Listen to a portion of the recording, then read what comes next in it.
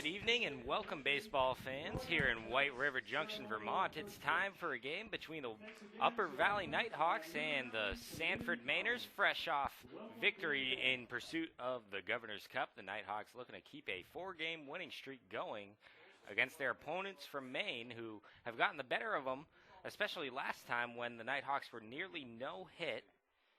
Two really good takes. Lays off what was supposed to be a chase pitch on a fastball 0-2, then the put away pitch 2-2. That one is ripped into right field. That's going to be extra bases and bring around at least one. Headed for second and maybe more. No, he's going to hold up right there as the throw came in very quickly. So an RBI double for Elliott Curtis, but just one RBI when it looked like it had a chance to score two. It's 1-0 Mainers. Catcher Ryan Terren with a chance now. Just needs a fly ball to bring home one. First pitch to him. Hit in the air, right field. Dan Bolt going back on it. Still going back. It's over his head and off the wall. That one's going to bring home two. As sliding into second base is Terren. Relay to the plate will not be in time, so make it now 3-0 Mainers. Looks over twice. And now delivers. That one is hit on a line back through the middle. That will probably score the runner from second to Ren. He's digging, and Ziska just getting the ball now. So it's an RBI single for Eric Stock. Make it 4 runs now in the inning. It's 4-0 Mainers. Out of the stretch, here's the 1-2. Ripped by Hosmer. Looks like that's going to get down. It will. Cassetti hesitated, but he's turning for home plate. Looks like he's going to get there as the throw is up the line, and smart base running by Hosmer as he takes second as well. So that'll be a single and an advance on the throw. As the Nighthawks get on the board, it's now 4-1. A guy that's done a good job getting aboard, slumping a bit lately. Throw back to second base, and Hosmer is dead to rights. Caught in a rundown, trying to go back, but the tag will be slapped on him. So Dan Bolt's going to get another shot, but John Hosmer is picked off. Syracuse looks to second. Bolt swings at the first pitch, flies one to deep right center, and gets down between the two outfielders. Hosmer will score. Marcano into third. The Nighthawks have run number 2. 2 runners in scoring position now stand on base for the top of the lineup. He goes back to his heater once again as Pepolo squares it up, hits it through the middle. Into center field, a base hit. 1 run scores. Marcano coming for the plate. The throw is knocked down by Terren. Couldn't get a glove on it, and the Nighthawks tie the game. Costello up to second on the throw, so the hosts could potentially get the lead.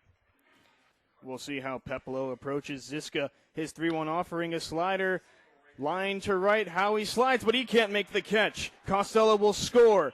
Ziska around first. He's headed for second. He'll get there in plenty of time. A double for the center fielder, and the Nighthawks take a 5-4 lead. Now the team's leading run producer, a chance to add to that tally. A long look to second. The first pitch to Frederick is flown down the right field line, tailing towards the line, but it's in play. One hops the wall. Ziska scores. Frederick around second. He wants third. The throw to the infield is cut off. He gets in plenty of time. The Nighthawks are really pouring it on in the middle innings. Cole Frederick's triple makes it 6-4. Peplo looking to replicate the success of his last pitch, the 2-1, a fastball chopped up the middle. Hayes charges. His throw is to first base. It's in time. However, Frederick touches home. The Nighthawks find themselves up 7-4 on the RBI groundout from Anthony Kirion. The 3-1, a fastball, and he crushes it to left field. Going back is Costello, but you can't forget about it. Orlando Adams ties the game straight away. It's 7-7 at the max. Peplo ready, the 3-1. A grounder up the middle into center field, a base hit. Frederick scores. Kirion around third. Marshall does not throw home. It's a 2-run single for Andrew Cassetti. The Nighthawks get their lead back. They have a 9-7 advantage. Seems like everyone who's been struggling offensively for the Nighthawks has gotten it going lately, and they've needed it in tonight's ball game because 7 runs, not easy to outscore, and might not even be all for the Mainers tonight. Still 3 more at-bats for the Mainers. The Nighthawks only hoping for 2 more. A lot can happen in that stretch. Meanwhile, the hosts looking to pour on with Brian Moore digging in with a runner on first.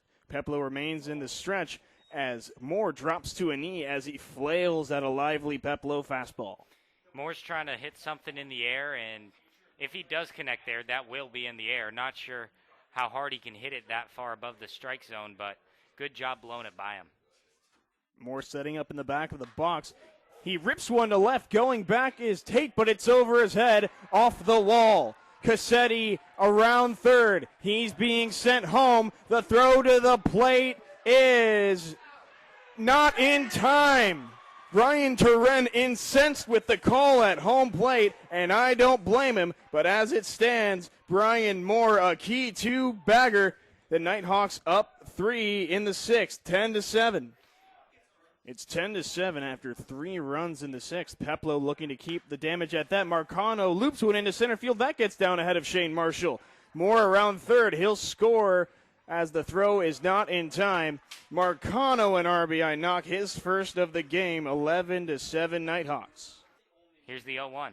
That bounces over the head of Curion. He doesn't get the ball, and the runner's going to score. Taking a turn for third base is Adams, but he's going to hold up at second. And that is a wild pitch. Ernst, of course, in line for the win. Here's the 1-1. That one is hit on a line into center field. Looks like it's going to get down. It does. 2 runs are going to score. A third is headed for third base. And now it's just an 11-10 ball game. Correct. Here's the 1-2. That one is hit in the air. Center field running back on it. Ziska still going back in the wall and over the wall. A home run for Nick Howie. Ties this ball game up. It's 11-11. Have you had enough offense yet? Man, that home run is a long time coming. I feel so good for Nick Howie right now. That's his first of the season, and he couldn't have slugged it at a better time. This game is tied once again. And no silent treatment for him either, as the whole dugout came out to greet him at home plate. Now I see the smile creeping on his face. He knew it. He finally got it, and it was no cheap shot either. To dead center, no less. 1-2 on its way. Swung and a miss. Got him on the off-speed pitch below the knees. Cassetti is retired on the breaking pitch for the first out. 0-2 count. Here's the pitch. That's looked at. Strike 3. He's down looking on the low inside corner, headed back to the dugout. 2 retired on strikes to start off the home 8th. Choking up a little bit on 0-2. Here's the pitch. That one's there. Strike 3. Retired looking. Second guy to go down on 3 pitches in a row. Third guy to go down via the K in 3 batters. Certainly thought it was going to be a close pitcher's duel, but was not the case. Here's the 3-2. Swung and a miss. Strike is dropped, but the throw down, not going to happen. He tags him at home plate, and he is out. So heads-up play by Anthony Curion as Aaron Hawsey tightropes over a pool of sharks with laser beams attached to their heads, but manages to get out of it with the tie ball game still intact. It is 11-11. So intentionally walking Jeff Costello, and big moment here. Bases are juiced. Nobody out. Bottom of the 9th. 11-11 ball game, and Jack Ziska coming to the plate. Already has a double, a walk, and a single to go with a sac bunt. Here's the pitch. Swung and a miss. He's retired. Good morning, good afternoon, good night. Jack Ziska is set down. And that is a huge first strikeout. That double play could get the Mainers out of this now, but it's a tough guy to get it against. Cole Frederick, not only is he a danger with the bat, but he can fly. 1-2. Grounded over to third base. The play will come to the plate. He's out there, but Frederick moving to first base. So a nice play by Jack Van Remortel. That is a 5-2 fielder's choice. Wow. And the bases stay loaded, but 2 gone. Absolutely. This game is coming down to 1 pitch. There's a standing applause going on right now. Ball ends it. Strike sends us to extras. What's it going to be? Pitch from Pushard. Swung on, hit in the air, right field, but that is not going to do it. There is Nick Howie, and he puts it away. We're headed for bonus baseball, 10th inning. When you come back, it's 11-11. Hossley taking his time, one leg in front of the other on the mound. Kicks and deals a 3-1, a fastball upstairs, ball 4. Adams reaches first base. 2 runners aboard for Elliott Curtis. He's ready with the 0-1. A fastball gets away from Curion. Howie advances to third. Adams to second. The double play is out of order. 2 runners stand in scoring position for Elliott Curtis. A wild pitch, and it could be a costly one. Hossey takes a look to the bag. The 1-2, a slider hits Curtis on the forearm. The bases load for Jack Van Remortel. From 0-2 down, Van Remortel looking to bring home the go-ahead run. The payoff pitch, a curveball grounded to first. Knocked down by Hosmer. He can't throw home. An RBI ground out for Jack Van Remortel. Nick Howey crosses home plate. The Mainers are in front in the 10th. Can you believe that?